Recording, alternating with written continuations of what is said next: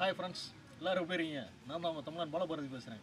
இன்றைக்கி இந்த வீடியோ பதிவு எதுக்குன்னா, நேற்று வந்து ப்ரெஸ் மீட்டில் அமைச்சர் ராஜ்மோகனை பார்த்து மீடியாக்காரன் கேட்குறாங்க, முதல்வர் விஜய்க்கும் நீங்கள் பேச சொல்லிக் கொடுங்க, ப்ரெஸ்ஸை மீட் பண்ண சொல்லுங்கண்ணே. என்னங்க பேச சொல்லி கொடுக்குறீங்க சொல்லுங்கள்.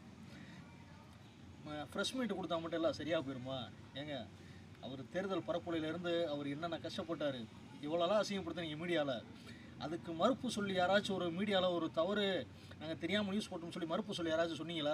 கிடையவே கிடையாது, யாருமே சொல்லலை. பொய்யான நியூஸாக பரப்பி விட்டுட்டே இருந்தீங்க. அதில் கலைஞர் டிவியும் சன் டிவியும் ஒருபடி மேலே போய் 24 ஹவர்ஸ் விஜய் பற்றின நியூஸ் மட்டும் தான் போட்டுக்கிட்டே இருந்தாங்க. இப்போ வரைக்கும் போட்டுக்கிட்டு தான் இருக்காங்க. இப்போ அவர் வந்து ப்ரெஸ் மீட்டை கொடுத்தா நீங்கள் கரெக்டான கேள்வி கேட்டுருவீங்களா? சொல்லுங்கள். தேவையான விஷயங்கள் மட்டும்தான் கேட்கணும், ஆனால் அதை யாருமே செய்கிறது கிடையாது. அநாகரிகமான விஷயம், குடும்ப விஷயம், ஒரு தனி மனிதனுடைய சுய ஒழுக்கத்தை பற்றின விஷயம், இதை வந்து கேள்விகளை அம்பாக்கி நீங்கள் தொலைக்கிறது தான் இப்போ நடந்துக்கிட்டு இருக்குது. அதுக்குள்ளே 1 மாதத்தில் ராஜினாமா பண்ணிட்டு போங்கிறாரு ஒருத்தர் ஹெச் ராஜா.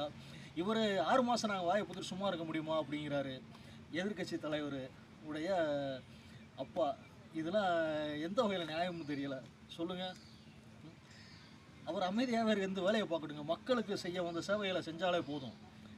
தப்பு யார் பண்ணாலும் தப்பு தான், சட்டப்படி எல்லாத்துக்குமே தண்டனைகள் கிடைக்கும். நீங்கள் எல்லாம் ஏன் கொந்தளிக்கிறீங்க? உங்களால் ஏற்றுக்கிற முடியலை. இவ்வளோ சீக்கிரம் ஒருத்தன் ஆட்சியை பிடிச்சிட்டாங்க அப்படின்னு சொல்லி ஏற்றுக்கிற முடியாத ஒரு மனோபாவம் தான் அவங்கள பூரா அப்படி பேச தூண்டுது. உண்மைதானங்க. நன்றி.